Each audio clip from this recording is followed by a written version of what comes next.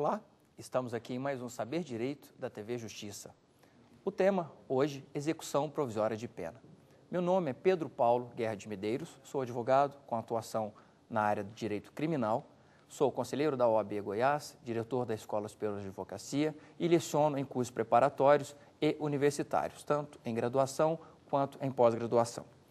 Na nossa primeira aula, trataremos dos elementos que precisamos conhecer para entender do que se trata a execução provisória de pena.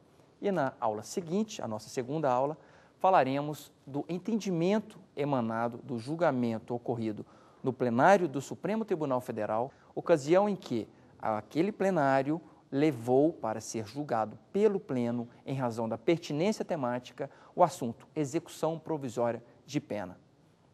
Olá, bem, participem conosco, use o e-mail saberdireito@stf.jus.br saberdireito@stf.jus.br. Pois bem, por que é que esse tema, execução provisória de pena, ele hoje desperta tanto interesse? A mídia se voltou para noticiar que o Supremo Tribunal Federal decidiu que criminosos que tiveram condenações teriam o direito de ficar em liberdade enquanto recorressem. E a mídia reconheceu que esse entendimento do Supremo Tribunal Federal, na verdade, ensejaria impunidade.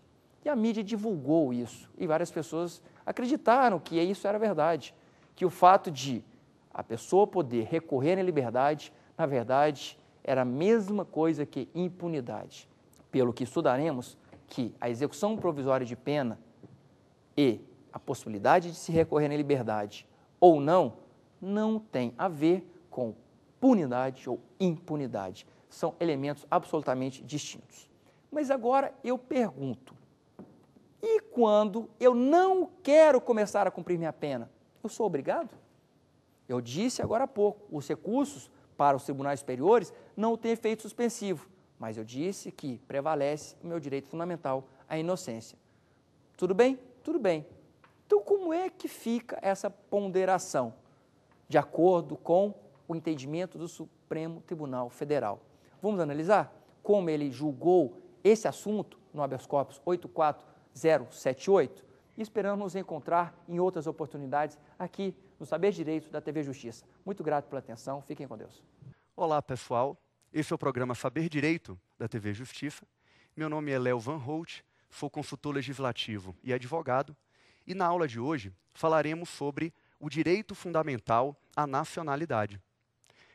Quero dizer que nesta primeira aula nós falaremos aspectos básicos da nacionalidade, conceito, natureza jurídica, conceitos correlatos que poderiam nos confundir e espécies de nacionalidade.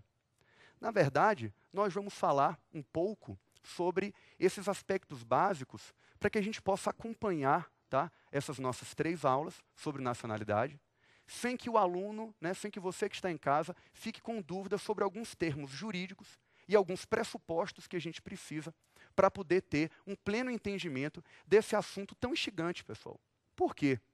Primeiro, porque é um assunto, a nacionalidade, que nos remete à naturalização, estrangeiro, viagens, passaporte.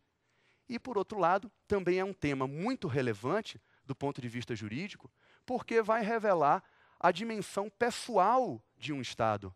Ou seja, no caso brasileiro, o conjunto de brasileiros natos e naturalizados que formará o povo brasileiro. E então, a gente já começa essa segunda aula, retomando a aula passada, dizendo que, com relação aos critérios mais utilizados, gente, para a nacionalidade originária, que é aquela que se adquire com o nascimento, aquela que independe da vontade do indivíduo, e nós falamos que os principais critérios são o jus soli e o jus sanguinis, lembrando que o Brasil, historicamente, sempre adotou o jus soli, porque, historicamente, nós sempre fomos um país de imigração. Daí, então, a gente terminou a aula passada dizendo que existem outros critérios, como, por exemplo, o critério do domicílio, né? O critério de prestar serviços relevantes para o país, determinados critérios que podem ser associados àqueles primeiros, ou então simplesmente eles estarem sozinhos já permitindo a aquisição da nacionalidade, e os diversos estados adotam os mais variados critérios, gente, para evitar a situação do apátrida, do sem pátria. Eu só quero pontuar, e aí também retomando um assunto da aula passada, que o Brasil adota diversos critérios, como nós vamos ver, para situações de brasileiro nato, porém, nós não adotamos um desses critérios de forma veemente, que é o chamado jus communicatio. O que é que seria esse jus communicatio, pessoal? Seria o caso digamos, o marido mudar de nacionalidade, toda a família então vai acompanhá-lo nessa mudança obrigatoriamente. Essa comunicação entre os membros da família não vai acontecer, gente. Não mais hoje em dia, né? Entendendo-se que a nacionalidade ela é pessoal. Cada um tem a sua. Não é porque um membro da família adotou uma nacionalidade que os outros vão acompanhar obrigatoriamente. Então, gente, essas são as hipóteses de perda que estão no artigo 12, parágrafo 4º. Perda, punição e perda, mudança. Enquanto que a reaquisição, ela está no artigo 36 da Lei 818. O artigo 36 da Lei 818 diz quando é que esse brasileiro pode readquirir a nacionalidade brasileira, se é que ele perdeu. Né? Quais serão essas hipóteses? Ele volta a residir no Brasil e pede para ter a reaquisição no Ministério da Justiça da nacionalidade brasileira. É a forma tranquila de reaquisição da nacionalidade brasileira, gente, prevista no artigo 36 da Lei 818. Tá bom? É a hipótese que existe de reaquisição de nacionalidade, enquanto que as hipóteses de perda estão no artigo 12, parágrafo 4º. Perda, mudança e perda, punição. Tá bom, gente? Essas são as observações que nós tínhamos que fazer nessas 3 aulas. Eu agradeço imensamente, espero que vocês tenham aproveitado bastante, agradecendo aqui a presença de todos, tá? Eu deixo um abraço no coração de vocês. Até lá.